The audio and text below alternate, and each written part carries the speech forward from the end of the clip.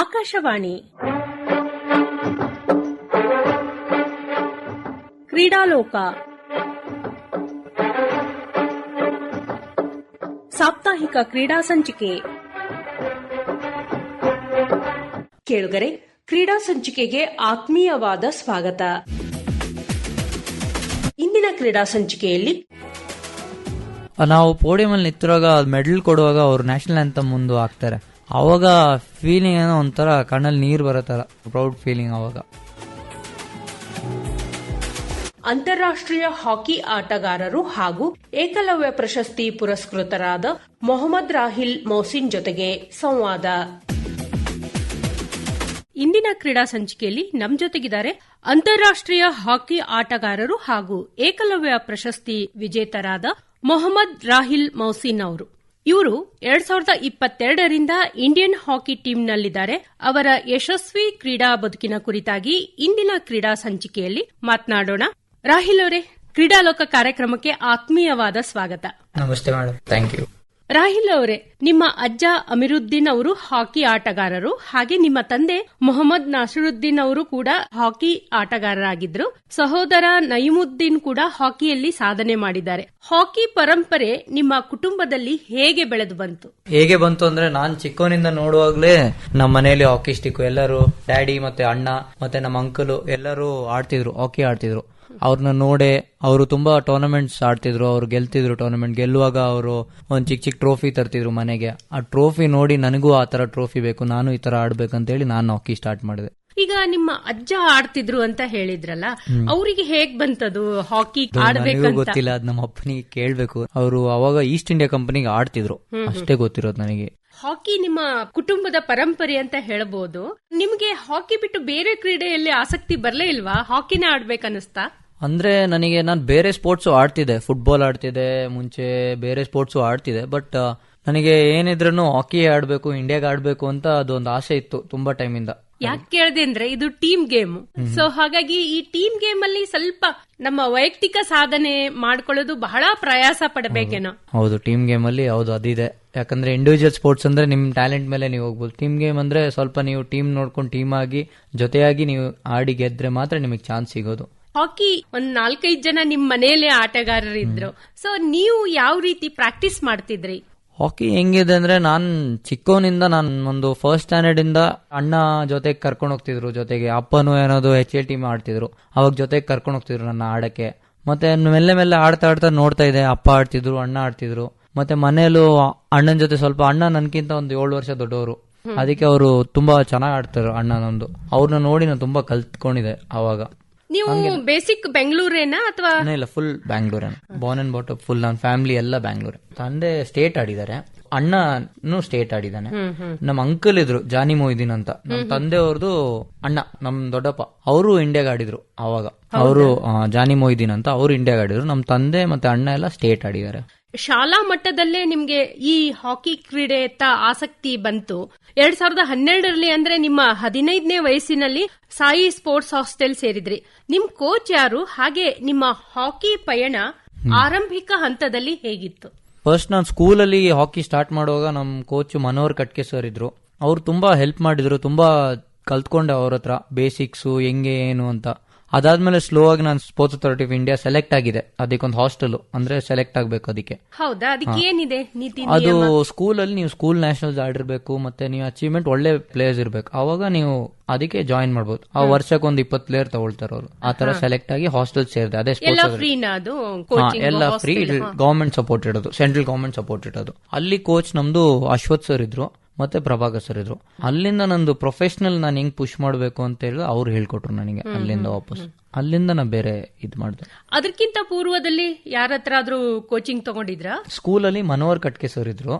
ಅದಕ್ಕಿಂತ ಮುಂಚೆ ನಮ್ಮ ಅಪ್ಪ ಅಣ್ಣ ಅವರೇ ಕೋಚ್ ನನಗೆ, ಅವ್ರ ಹತ್ರನೇ ಕಲ್ತಿದ್ದ ಎಲ್ಲ. ಅವರು ಪ್ರಾಕ್ಟೀಸ್ ಮಾಡುವಾಗ ನೀವು ಅವ್ರ ಜೊತೆಗೆ ಹೋಗ್ತಿ ಕಲ್ತ್ಕೊಂಡೆಲ್ಲ. 2013ರಲ್ಲಿ Karnataka sub junior national team captain ಆಗಿದ್ರಿ ನೀವಲ್ವಾ? ಆ ವರ್ಷ ಯಾವ್ಯಾವ ಟೂರ್ನಮೆಂಟ್ ಆಡಿದ್ರಿ ನೀವು? ಆ ವರ್ಷ ನಾನೊಂದು ಕರ್ನಾಟಕಗೆ ಫಸ್ಟ್ ನಾನು ಕಾಲೇಜ್ ನ್ಯಾಷನಲ್ಸ್ ಆಡಿದೆ. ಫಸ್ಟ್ PUC ಇಂದ ಕಾಲೇಜ್ ನ್ಯಾಷನಲ್ ಅಲ್ಲೊಂದು ಜಲಂಧರ್ ಹೋಗಿದೆ. ಅದಾದ್ಮೇಲೆ ಅಲ್ಲಿಂದ ನಾವು ಸೆಲೆಕ್ಷನ್ ಆಗಿತ್ತು, ಹಾಕಿ ಕರ್ನಾಟಕಗೆ ಸೆಲೆಕ್ಷನ್ ಆಗಿ ಸಬ್ ಜೂನಿಯರ್ ಕ್ಯಾಪ್ಟನ್ ಆಗಿ ಹೋಗಿದ್ದೆ ಟೀಮ್ ಜೊತೆಗೆ. ಅಲ್ಲಿ ಸಬ್ ಜೂನಿಯರ್ ಅಲ್ಲಿ ಫಸ್ಟ್ ಸೌತ್ ಝೋನ್ ಅಂತ ಇರುತ್ತೆ, ಅಲ್ಲಿ ಫೈನಲ್ಸ್ ಅಲ್ಲಿ ನಾವು ಫೈನಲ್ಸ್ ಆಡಿದ್ರೆ ಮಾತ್ರ ನಾವು ಆಲ್ ಇಂಡಿಯಾ ಕ್ವಾಲಿಫೈ ಆಗೋದು.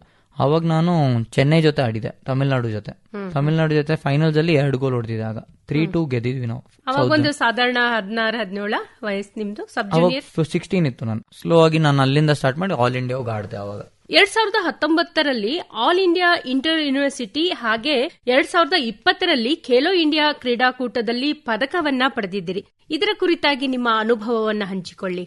ನಾವು ತುಂಬಾ ಪ್ಲೇಯರ್ಸ್ ನಾನು ನೋಡಿದ್ದೀನಿ, ಅವರು ಆಲ್ ಇಂಡಿಯಾ ಯೂನಿವರ್ಸಿಟಿ ಮೆಡಲಿಸ್ಟ್ ಅಂತ ನೋಡುವಾಗ ಅವ್ರ ಹೇಳುವಾಗ ನಾನು ಮೆಡಲಿಸ್ಟ್ ಆಗ್ಬೇಕು ಅಂತ ನಾವು ಆಲ್ ಇಂಡಿಯಾ ಬ್ಯಾಂಗ್ಳೂರ್ ಸೆಂಟ್ರಲ್ ಯೂನಿವರ್ಸಿಟಿಗೆ ಆಡಿದೆ. ನಾನು ಅಲ್ಲಿ ಏನ್ ಕಲಿತಿದ್ರಾ ನೀವು? ಅಲ್ಲಿ ನಾನು ಮಾಸ್ಟರ್ಸ್ ಮಾಡ್ತಿದ್ದೆ, ಅಲ್ಲಮೀನ್ ಕಾಲೇಜಲ್ಲಿ ಮಾಸ್ಟರ್ಸ್ ಮಾಡ್ತಿದ್ದೆ. ನಾನು ಡಿಗ್ರಿ ಕಂಪ್ಲೀಟ್ ಮಾಡಿ ಸುರಾನಾ ಕಾಲೇಜಲ್ಲಿ, ಅದಾದ್ಮೇಲೆ ನಾನು ಮಾಸ್ಟರ್ಸ್ MBA ಮಾಡಕ್ಕೆ ಅಲ್ಲಮೀನ್ ಕಾಲೇಜ್ ಸೇರಿದೆ. ಅಲ್ಲಿ ಫಸ್ಟ್ ಇಯರ್ ಇರುವಾಗ ನಾನು ಆಲ್ ಇಂಡಿಯಾ ಯೂನಿವರ್ಸಿಟಿ ಆಡಿದೆ, ಅದಕ್ಕೆ ನಾನು ಕ್ಯಾಪ್ಟನ್ ಆಗಿದ್ದೆ ಯೂನಿವರ್ಸಿಟಿಗೆ. ಅವಾಗ ನಾವು ಸೌತ್ ಝೋನ್ ಗೆದ್ವಿ. ಸೌತ್ ಝೋನ್ ಗೆದ್ಬಿಟ್ಟು ಆಲ್ ಇಂಡಿಯಾ ಹೋಗಿ ಸೆಕೆಂಡ್ ಪ್ಲೇಸ್ ಬಂದ್ವಿ. ಫೈನಲ್ಸ್ ಅಲ್ಲಿ ರನ್ನರ್ಸ್ ಅಪ್ ನಾವು. ತುಂಬಾ ಚೆನ್ನಾಗಿತ್ತು ಅದು ಆಡಕ್ಕೆ. ನಾವು ಯೂನಿವರ್ಸಿಟಿ ಫಸ್ಟ್ ಟೈಮ್ ಮೆಡಲ್ ಆಗಿದೆ, ಸುಮಾರು ವರ್ಷ ಆದ್ಮೇಲೆ ಫಸ್ಟ್ ಟೈಮ್ ಯೂನಿವರ್ಸಿಟಿ ಹಾಕಿಯಲ್ಲಿ ಮೆಡಲ್ ಆಗಿತ್ತು ಆ ವರ್ಷ. ಅದೇ 2020ರಲ್ಲಿ ಖೇಲೋ ಇಂಡಿಯಾ ಕ್ರೀಡಾಕೂಟದಲ್ಲೂ ಕೂಡ ನೀವು ಭಾಗವಹಿಸಿದ್ರಿ. ಖೇಲೋ ಇಂಡಿಯಾ ಒಂದು ಒಳ್ಳೆ ಟೈಮಿಗೆ ಬಂತದು, ಒಳ್ಳೆ ಟೈಮ್, ನಮಗೆ ಒಳ್ಳೆ ಎಕ್ಸ್ಪೋಜರ್ ಸಿಕ್ತು. ಆ ಟೈಮಿಗೆ ನಮಗೆ ಒಳ್ಳೆ ಎಕ್ಸ್ಪೋಜರ್, ಆ ಫೆಸಿಲಿಟಿ ಭುವನೇಶ್ವರಲ್ಲಿ ನಡೆಸಿದ್ರು ಅವರು. ಅವಾಗ ಹೆಂಗಂದ್ರೆ ಯೂನಿವರ್ಸಿಟಿಯಲ್ಲಿ ಟಾಪ್ 8 ಟೀಮ್ಸ್ ಅಲ್ಲಿ ಖೇಲೋ ಇಂಡಿಯಾ ಆಡ್ಬೇಕು.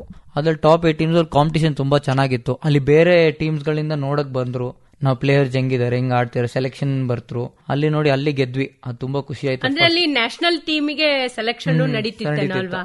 ಅಲ್ಲಿ ತುಂಬಾ ಚೆನ್ನಾಗಿ ಆಡಿವಿ, ನಾವು ಫೈನಲ್ಸ್ ಗೆದ್ವಿ. ಓ ಹೌದಾ, ನೀವೇ ಚಾಂಪಿಯನ್ ಆಗಿ ಹಾಕಿ ಇದರಲ್ಲಿ? ಖೇಲೋ ಇಂಡಿಯಾ ನ್ಯಾಷನಲ್ ಯೂನಿವರ್ಸಿಟಿಯಲ್ಲಿ ನಮ್ ಬ್ಯಾಂಗ್ಳೂರ್ ಸೆಂಟ್ರಲ್ ಯೂನಿವರ್ಸಿಟಿ ಮೆಡಲಿಸ್ಟ್. 2019ರಲ್ಲಿ ದೆಹಲಿಯಲ್ಲಿ ನಡೆದ ಆಲ್ ಇಂಡಿಯಾ ನೆಹರು ಟೂರ್ನಮೆಂಟ್ ನಲ್ಲಿ ಹೈಯೆಸ್ಟ್ ಗೋಲ್ ಸ್ಕೋರರ್ ಆಗಿದ್ರಿ. ಹಾಗೆ ಲಕ್ನೋದಲ್ಲಿ ನಡೆದ KD ಸಿಂಗ್ ಬಾಬು ಟೂರ್ನಮೆಂಟ್ ನಲ್ಲಿ ಬೆಸ್ಟ್ ಫಾರ್ವರ್ಡರ್ ಆಗಿದ್ರಿ ನೀವು. ನಿಮ್ಮ ವೃತ್ತಿ ಬದುಕಿನಲ್ಲಿ ಈ 2 ಟೂರ್ನಮೆಂಟ್ ಯಾವ ರೀತಿ ಮಹತ್ವತೆಯನ್ನ ಪಡೆದುಕೊಳ್ಳುತ್ತೆ? ಅದೇ ನಾ ಹೇಳ್ದಲ್ಲ, ಈಗ ಖೇಲೋ ಇಂಡಿಯಾ ಗೇಮ್ಸ್ ಇಂದ ಮತ್ತೆ ಯೂನಿವರ್ಸಿಟಿ ಗೇಮ್ಸ್ ಇಂದ ಮತ್ತೆ ಸಾಯಲ್ಲ ಅಲ್ಲಿಂದ ಎಕ್ಸ್ಪೋಜರ್ ಏನ್ ಸಿಕ್ತು, ಅಲ್ಲಿಗೆ ನಾನು ಒಂದು ಟೀಮಿಗೆ ಸೆಲೆಕ್ಟ್ ಆಗಿದೆ. ಏರ್ ಇಂಡಿಯಾ ಹಾಕಿ ಟೀಮ್ ಅಂತ ಇತ್ತು, ಅದಕ್ಕೆ ಧನರಾಜ್ ಪಿಳ್ಳೆ ಅವರು ಆಡ್ತಿದ್ರು, ಆ ಟೈಮಲ್ಲಿ ಮುಂಚೆ ಆಡ್ತಿದ್ರು, ಮತ್ತೆ ಅರ್ಜುನ್ ಅಲಪ್ಪ ಅವರು ಆಡ್ತಿದ್ರು, VSVನೇ ಆಡ್ತಿದ್ರು. ಅವರೆಲ್ಲ ನಮ್ಮನ್ನ ನೋಡಿ ನನ್ನ ಸೆಲೆಕ್ಟ್ ಮಾಡಿದ್ರು ಆ ಟೀಮ್ಗೆ ಆಡಕ್ಕೆ. ಆ ಟೀಮ್ಗೆ ನಾನು ಈ ಟೂರ್ನಮೆಂಟ್ಸ್ ಅಲ್ಲಿ ರೆಪ್ರೆಸೆಂಟ್ ಮಾಡ್ಬಿಟ್ಟು ಅಲ್ಲಿ ಹೈಯೆಸ್ಟ್ ಗೋಲ್ ಸ್ಕೋರರ್ ಆಗಿದೆ. ಅವಾಗ ಹೈಯೆಸ್ಟ್ ಗೋಲ್ ಸ್ಕೋರರ್ಗೆ ಅದೊಂದು ಖುಷಿ ಏನಂದ್ರೆ, ನನಗೆ ಆ ಟೂರ್ನಮೆಂಟ್ ಅಲ್ಲಿ ಹೈಯೆಸ್ಟ್ ಗೋಲ್ ಸ್ಕೋರರ್ ಒಂದು ಎಲೆಕ್ಟ್ರಿಕ್ ಸ್ಕೂಟರ್ ಸಿಕ್ತಾ ಅವಾಗ. ಫಸ್ಟ್ ಅದು ಗಿಫ್ಟ್. ಇನ್ನು ಮನೇಲಿ ಇದೆ, ಅದು ಹಂಗೆ ಇಟ್ಟಿದ್ದೀನಿ, ಮರೆಯಲ್ಲ, ಹಂಗೆ ಇದೆ ಮನೇಲಿ. ಮತ್ತೆ ಅದಾದ್ಮೇಲೆ KD ಸಿಂಗ್, ಅದೇ ಏರ್ ಇಂಡಿಯಾ ಟೀಮಿಗೆ ಆಡ್ಕೊಂಡು ಆ ಎಕ್ಸ್ಪೋಜರ್ ಕೊಡ್ತೆ. ಏರ್ ಇಂಡಿಯಾ ಟೀಮ್ ಇಂದ ನೆಕ್ಸ್ಟ್ ನಾನು ಇಂಡಿಯಾ ಟೀಮಿಗೆ ಕ್ಲಿಕ್ ಆದೆ ಅಲ್ಲಿ ವಾಪಸ್. ಹೇಗಿತ್ತು tournament? KD Singh Babu tournament ಅದು ಒಂದು all India tournament. Best forwarder ಅಂತಂದ್ರೆ ಹೇಗೆ ಅದು? ಈಗ ಕ್ರಿಕೆಟ್ ಅಲ್ಲಿ ಹೆಂಗೆ ಬೆಸ್ಟ್ ಬ್ಯಾಟ್ಸ್ಮನ್, ಬೆಸ್ಟ್ ಬೌಲರ್, ಬೇರೆ ಬೇರೆ ಪೊಸಿಷನ್ ಇರುತ್ತಲ್ಲ, ಆತರ ಹಾಕಿಯಲ್ಲಿ ಬೆಸ್ಟ್ ಫಾರ್ವರ್ಡ್ ಅಂದ್ರೆ ಗೋಲ್ ಹೊಡೆಯೋನು, ಮುಂದೆ ಡಿಫೆಂಡರ್ ಟ್ಯಾಕಲ್ ಮಾಡೋನು, ಆತರ ಬೇರೆ ಬೇರೆ ಪೊಸಿಷನ್ ಗೆ ಬೆಸ್ಟ್. ಆ ಟೂರ್ನಮೆಂಟ್ ಅಲ್ಲಿ ಯಾರು ಬೆಸ್ಟ್ ಇದ್ರು ಅಂತ ಹಂಗೆ. ಸೊ ಈಗ ನೀವು ಹೇಳ್ದಂಗೆ ಗ್ರೂಪ್ ಗೇಮು, ಸೊ ನಿಮ್ಮನ್ನ ನೀವು ಹೇಗೆ ಗುರುತಿಸ್ಕೊಂಡ್ರಿ ಇದರಲ್ಲಿ? ನಂದು ಸ್ಟಾರ್ಟಿಂಗ್ ಇಂದ ಒಂದಿತ್ತು, ಏನಂದ್ರೆ ನಾನು ಏನ್ ಮಾಡಿದ್ರು ನನಗೆ ಫ್ಯೂಚರ್ ಅಲ್ಲಿ ನನಗೆ ರಿಗ್ರೆಟ್ ಇರಬಾರ್ದು, ನಾನು ಇದ್ ಮಾಡಕ್ಕಾಗಿಲ್ಲ ಆ ಟೈಮಲ್ಲಿ ಅಂತ. ಅದಕ್ಕೆ ನಾ ಆ ಟೈಮಲ್ಲಿ 100% ಕೊಡ್ತೀನಿ. 100% ಕೊಟ್ಬಿಟ್ಟು ಏನಾದ್ರೂ ಒಂದ್ ಒಳ್ಳೇದ್ ಮಾಡೋಣ ಅಂತ ಟ್ರೈ ಮಾಡ್ತೀನಿ. ಆ ರೀತಿ ನಿಮ್ಮನ್ನು ನೀವು ಹಾಕಿಯಲ್ಲಿ ತೊಡಗಿಸ್ಕೊಂಡ್ರಿ. ಈ ಕ್ರೀಡೆಯ ಕುರಿತಾಗಿ ಸ್ವಲ್ಪ ಮಾತಾಡಿ, ಹಾಕಿ ಬಗ್ಗೆ. ಈಗ ಎಲ್ರಿಗೂ ಗೊತ್ತು 11 ಮೆಂಬರ್ಸ್ ಇರ್ತಾರೆ, ಹಾಕಿ ಫೀಲ್ಡ್ ಗೇಮು ಅಂತ ಹೇಳ್ತಾರೆ. ಸೊ ಇತ್ತೀಚೆಗೆ ಅದು 5-7 ಅದು ಬರ್ತಾ ಇದೆ ಅಲ್ಲ, ಏನದು? ಅದು ಫಸ್ಟ್ ಹಾಕಿ ಬಂದ್ಬಿಟ್ಟು ಒಲಿಂಪಿಕ್ಸ್ ಅಲ್ಲಿ ಇರೋದು 11 ಸೈಡ್ ಎಲ್ಲ 11 ಮೆಂಬರ್ಸ್. ಟೀಮ್ ಅಲ್ಲಿ 18 ಮೆಂಬರ್ಸ್ ಇರ್ತಾರೆ, ಸಬ್ಸ್ಟಿಟ್ಯೂಷನ್ ಇರ್ತದೆ. 11 ಮೆಂಬರ್ಸ್ ಒಳಗಾಡ್ತಾರೆ, 11 ಅಗೇನ್ಸ್ಟ್ 11. ಮತ್ತೆ ಡಿ ಇರುತ್ತೆ. ಫುಟ್ಬಾಲ್ ಅಲ್ಲಿ ಹೆಂಗಂದ್ರೆ ಎಲ್ಲಿಂದಾನು ಗೋಲ್ ಹೊಡಿಬಹುದು, ಆದ್ರೆ ಹಾಕಿಯಲ್ಲಿ ಹಂಗಿಲ್ಲ. ಹಾಕಿಯಲ್ಲಿ ಒಂದು ಡಿ ಅಂತ ಒಂದು ಡಿ ಶೇಪ್ ಅಲ್ಲಿ ಇರುತ್ತೆ, ಅದ್ರ ಒಳಗಡೆಯಿಂದಾನೇ ನೀವು ಹೊಡೆದ್ರೆ ಗೋಲು, ಆ ರೀತಿಯಲ್ಲಿ ಇರುತ್ತೆ. ಇದೇ ರೀತಿಯಲ್ಲಿ ಇವಾಗ IPL ಅಲ್ಲಿ, ಕ್ರಿಕೆಟ್ ಅಲ್ಲಿ ಹಿಂಗೆ T20 ಫಾರ್ಮ್ಯಾಟ್ ಬಂತು, ಆತರ 5 ಸೈಡ್ ಅಂತ ಬಂದ್ರು. 5 vs 5, 5 ಜನ. ಟೈಮ್ ಸ್ವಲ್ಪ ಶಾರ್ಟ್ ಇತ್ತು, ಆ ರೀತಿ ಲೀಗ್ ಹಂತದ ಪಂದ್ಯಾವಳಿಗಳನ್ನು ಮಾಡ್ಲಿಕ್ಕಾಗಿ ಶಾರ್ಟ್ ಆಗಿ ಮಾಡಿದ್ರು. ಅದರಲ್ಲಿ ತುಂಬಾ ಆಡಿದೆ ನಾನು, ತುಂಬಾ ಕರ್ನಾಟಕಕ್ಕೆ ಆಡಿದೆ. ಕರ್ನಾಟಕಕ್ಕೆ 3 ಸತಿ ಆಡಿದೆ, ನ್ಯಾಷನಲ್ ಚಾಂಪಿಯನ್ ಆಗಿದೆ 3 ಸತಿ ಕಂಟಿನ್ಯೂಸ್, 3 ಸತಿ ನ್ಯಾಷನಲ್ ಚಾಂಪಿಯನ್. ಅದಾದ್ಮೇಲೆ ಇಂಡಿಯಾ ಸೆಲೆಕ್ಟ್ ಆದೆ. ಇಂಡಿಯಾದಲ್ಲಿ ಏಷ್ಯಾ ಕಪ್ ಆಡಿದೆ 5 ಸೈಡ್, ಅದು ಗೋಲ್ಡ್ ಮೆಡಲ್ ಆಯ್ತು. ಮತ್ತೆ ವರ್ಲ್ಡ್ ಕಪ್ ಆಡಿದೆ 5 ಸೈಡ್ ಅಲ್ಲಿ. ಅದರಲ್ಲೂ 5th ಪ್ಲೇಸ್ ಬಂದ್ವಿ ನಾವು. ಹಾಕಿ ಈಗ 11 ಮೆಂಬರ್ಸ್ ಆಡ್ತಾರಲ್ಲ, ಅದಕ್ಕೆ ಟೈಮಿಂಗ್ ಅನ್ನೋದು ಸೆಟ್ ಇರುತ್ತೆ. ಸೊ ಈಗ 5 ಜನ ಸೇರಿ ಆಡುವಾಗ ಶಾರ್ಟ್ ಅಂದ್ರೆ ಒಂದ್ ಅರ್ಧ ಗಂಟೆ ಹೀಗೇನಾದ್ರೂ ಮಾಡ್ತಾರ? ಇದು 11 ಸೈಡ್ ಹೆಂಗಂದ್ರೆ 15 ನಿಮಿಷದ್ದು 4 ಕೊಟ್ರು. ಇದು ಹಾಕಿ ಮಿನಿ 5 ಸೈಡ್ ಏನಂದ್ರೆ ಜನ ಕಡಿಮೆ, ಟೈಮು ಕಡಿಮೆ, 15 ನಿಮಿಷದ 2 ಸತಿ.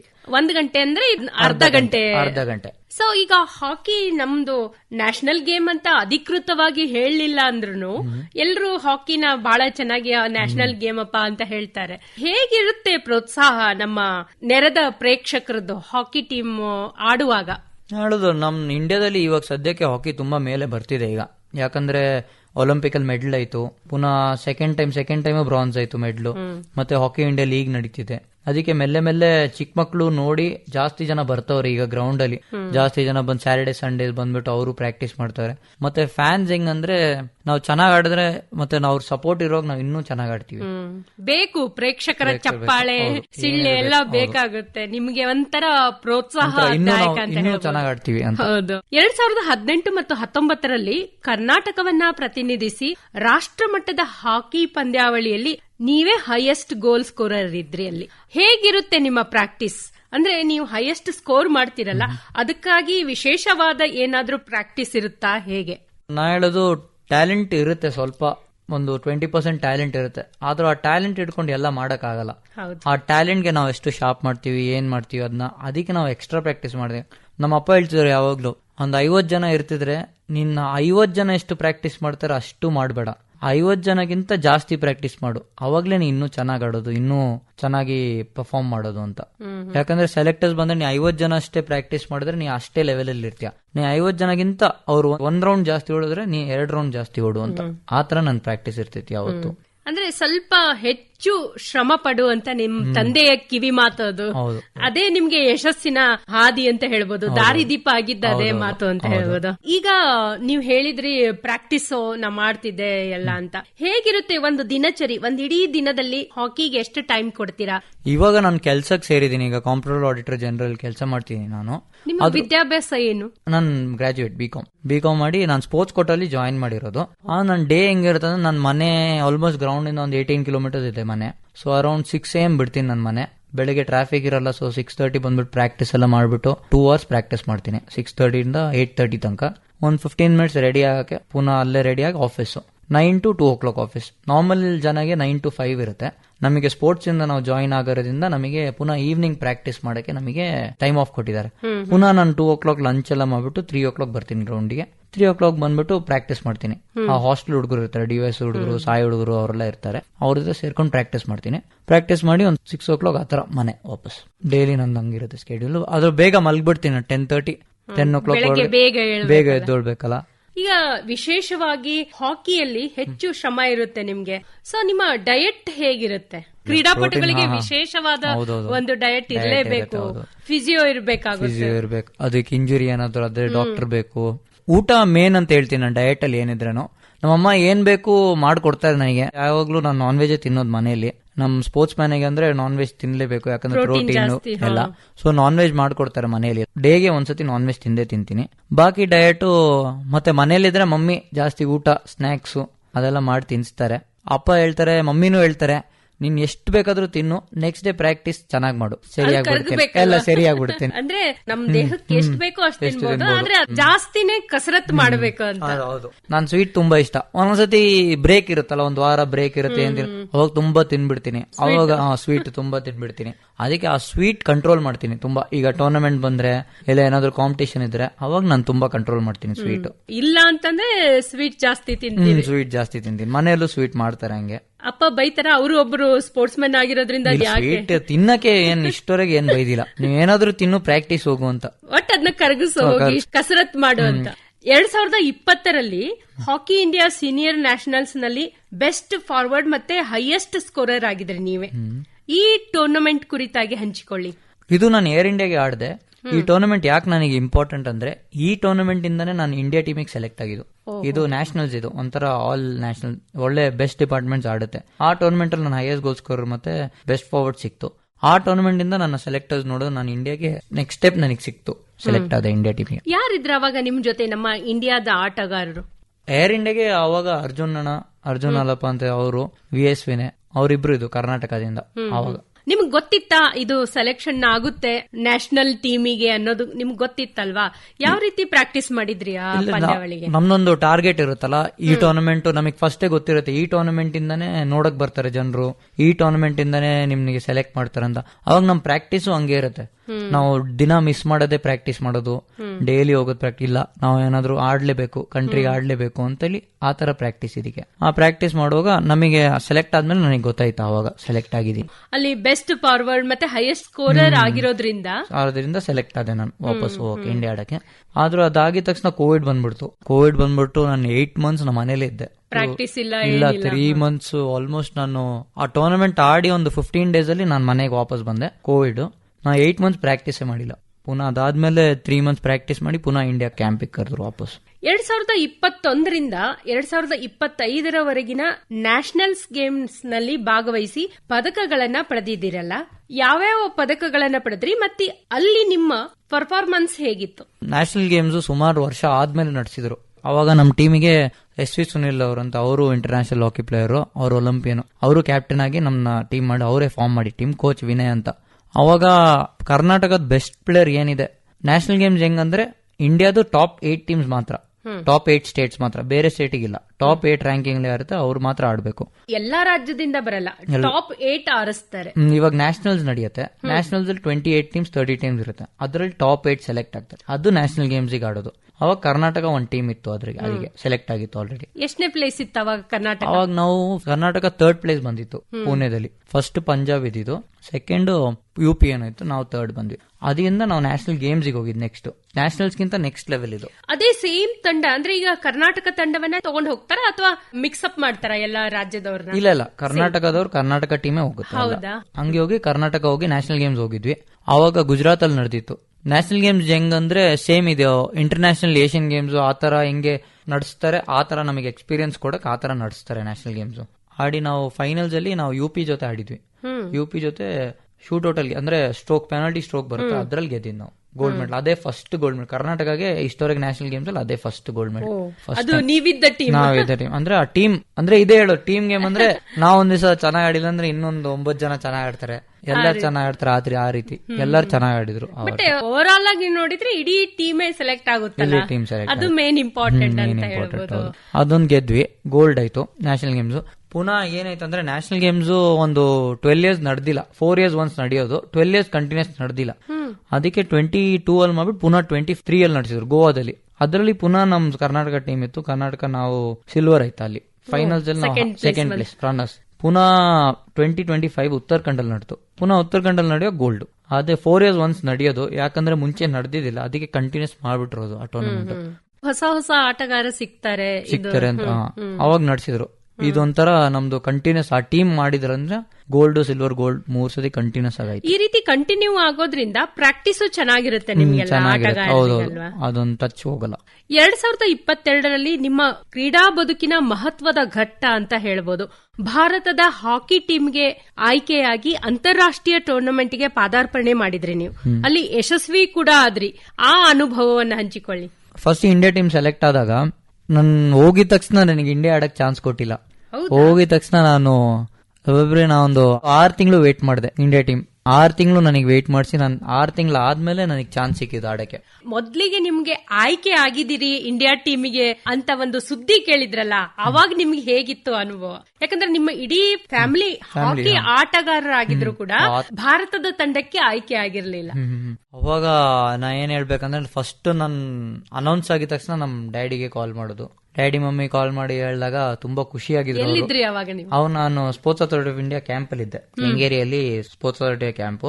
ಅಲ್ಲಿಂದ ಕಾಲ್ ಮಾಡಿದೆ ಮನೆಗೆ, ಈ ತರ ಸೆಲೆಕ್ಟ್ ಆಗಿದ್ದೀನಿ ಅಪ್ಪ ಅಮ್ಮ ಅಂತ. ಅವ್ರು ತುಂಬಾ ಖುಷಿಯಾಗಿದ್ರು, ಅಪ್ಪ ಅಮ್ಮ ಎಲ್ಲ. ನನಗೆಲ್ಲ ಒಂಥರ feeling, India jersey first time ಆಗ್ತಿದ್ದೀನಿ ಅಂದ್ರೆ ಅದೊಂದು ಬೇರೆ ಫೀಲಿಂಗ್, ತುಂಬಾ ಪ್ರೌಡ್. ನಮ್ಮ ಅಪ್ಪ ಎಲ್ಲರಿಗೆ ಹೇಳ್ಕೊಂಡು, ಮಮ್ಮಿ ಎಲ್ಲರಿಗೆ ಹೇಳ್ಕೊಂಡು, ಡ್ಯಾಡಿ ಎಲ್ಲರಿಗೆ ಹೇಳ್ಕೊಂಡು, ಎಲ್ಲಾ ಕಡೆ ಇವಾಗ ಸೋಷಿಯಲ್ ಮೀಡಿಯಾ ಇತ್ತಲ್ಲ, ಎಲ್ಲಾ ಕಡೆ ಶೇರ್ ಮಾಡ್ಕೊಂಡು ನಮ್ಮ ಮಗಂಗಾಗಿದೆ ಅಂತ ಬಹಳ ಖುಷಿ.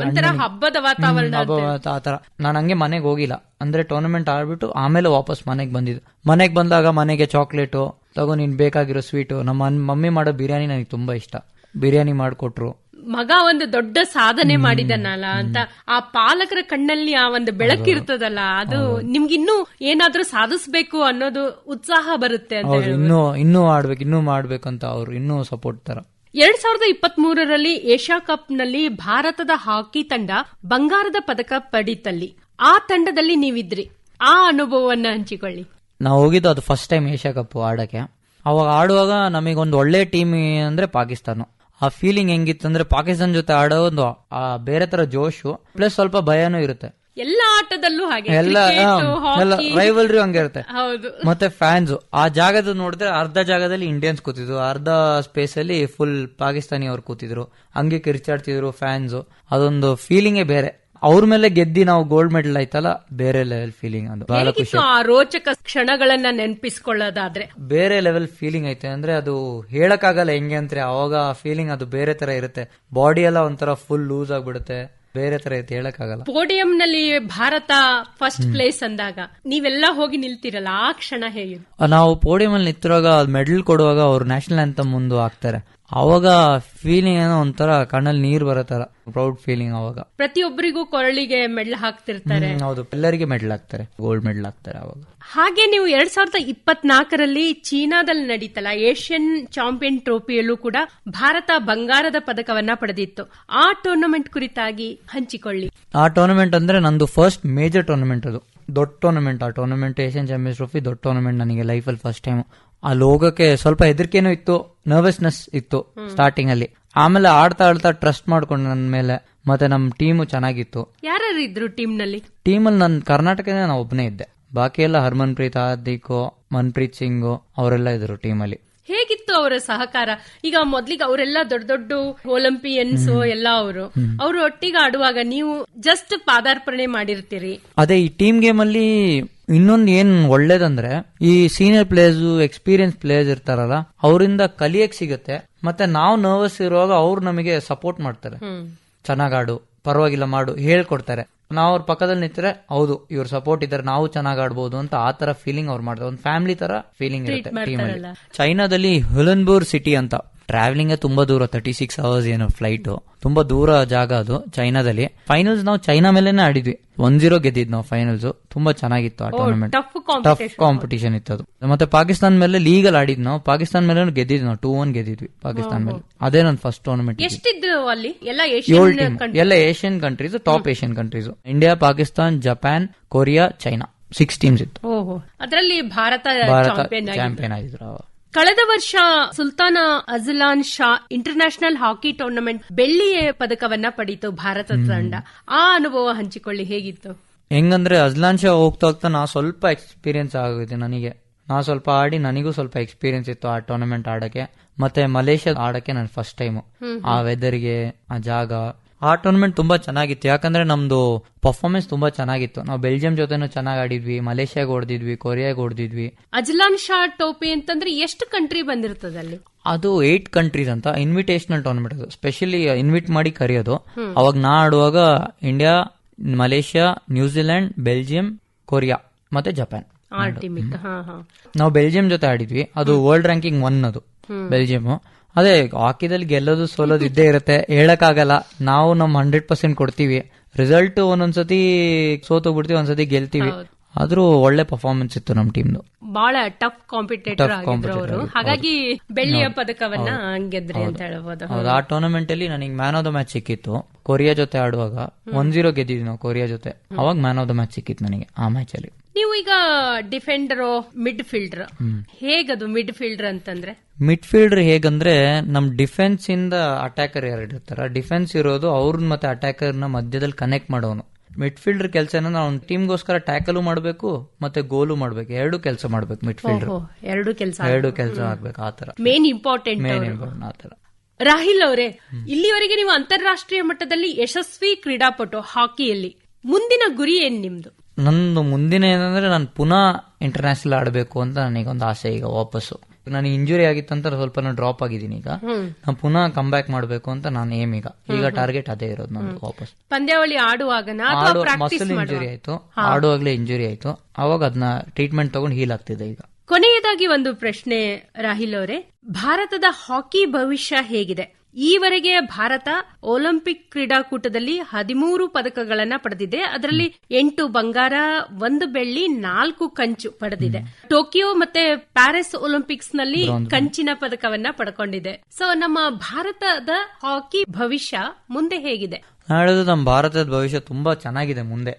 ಯಾಕಂದ್ರೆ ಈಗೀಗ ಗವರ್ಮೆಂಟ್ ತುಂಬಾ ಸಪೋರ್ಟ್ ಮಾಡ್ತಿದೆ ಹಾಕಿಗೆ.